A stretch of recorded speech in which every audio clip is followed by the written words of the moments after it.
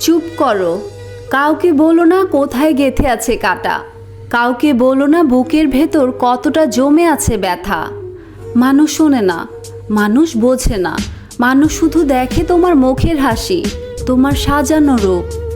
শান্ত হও, কেউ তোমার অশ্রুর জল মাপবে না, কেউ তোমার একান্ত ক্ষত বুঝবে না। অতএব অপেক্ষা করো না, অনুনয় করো না, মিনতি করো না। মুছে ফেলো স্মৃতি, ছিঁড়ে ফেলো ছবি, ভুলে যাও সেই পরশ যা আজ কেবল যন্ত্রণার আগুন। দূরে যাও, আরও দূরে চলে যাও। মানুষ হয়ে জন্মালে মানুষের যাতায়াতের নিয়ম মুখস্থ করো।